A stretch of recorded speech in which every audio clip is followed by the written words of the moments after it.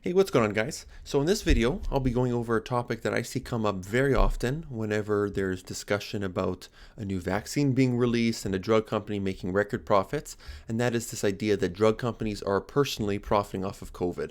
And I just wanted to give a different perspective on exactly what are we getting in return when it comes to these vaccine producers producing their vaccines, us as nations ordering them en masse and then making profit off it. So there must be some sort of return we're getting on this investment. And I just thought in this presentation, I would just go over four main points that I think highlight exactly why that is. So the first being R&D costs. So there's something where one thing that we're not very good at when it comes to evaluating costs is the idea of opportunity cost and what are the alternatives and what's going on behind the scenes. So as a good example, R&D cost is something that's very expensive. So whenever you have clinical trials, there's the stages of clinical trials. There's a very original R&D, and then it goes on to human clinical trials. And at each stage, the investment goes up.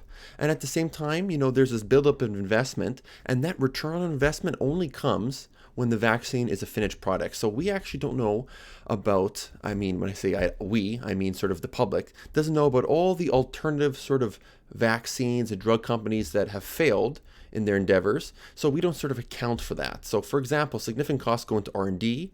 Just as an example, worldwide, approximately 9 vaccines are approved for full use worldwide. That means there's no sort of strings attached. So 9 vaccines are for full use and 10 have been abandoned. That is to say that only about half, a little less than half, have been approved for use and the other 10 have been abandoned. So we talk about the Pfizer, the Moderna, because those are all the winners in this case of R&D for vaccine supremacy.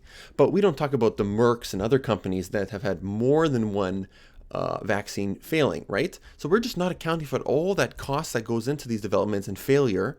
Therefore, when we look at the end product, which are vaccines and companies making profits, we don't know about all the investment that went into it.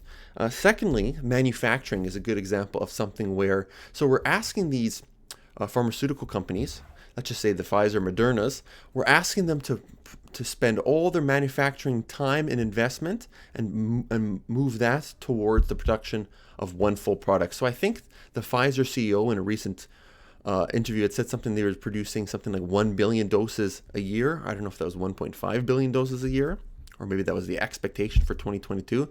But the idea is that we're asking these companies to put their full time in manufacturing towards that of one product, right? So they have to be compensated in some way.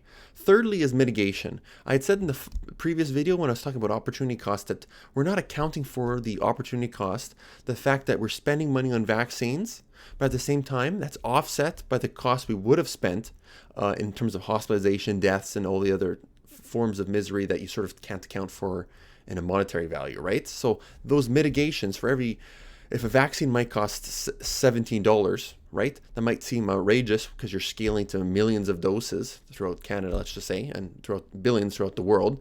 But the cost of healthcare in the absence of vaccines would far exceed that. So we're not accounting for that. Thirdly, expertise. So we're asking these drug companies to mobilize their expertise where they have some of the brightest minds in their field, and we're asking them to mobilize all that towards other products, towards this single product, right? So a lot of this investment, so early on in the pandemic, Operation Warp Speed was something that the United States had aimed to achieve, where they sort of diverted a lot of attention and expense towards the production of vaccine and distribution, right? So a lot of these companies had certain costs offset as an incentive or a subsidy, right? So all these things, yes, they lead to companies profiting off of COVID, but just like anything else, we don't account for the fact that yes, we're paying something up front, but we're getting something in return, and it's a form of opportunity cost where we don't see the cost of misery and the cost of death and hospitalization that would have occurred in the absence of these vaccines. And you could even somewhat go back when you're looking at death rates or hospitalization. I'll just go to the next slide.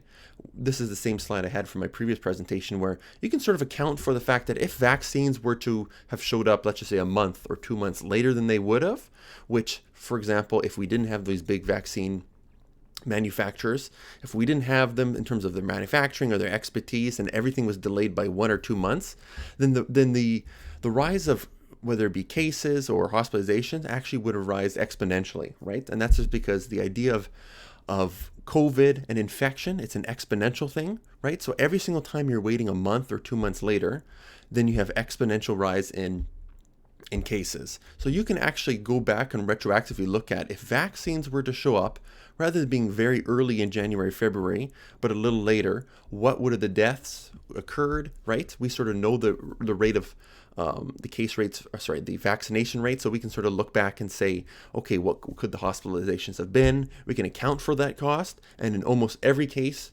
vaccinations and them being able to produce it quicker and more effectively than alternatives have saved governments, nations in the long run, tons of money, and in terms of misery and deaths and everything else that goes with it. So that's my take. I hope, if you like, you can like, comment, subscribe, and I'll see everybody in the next video.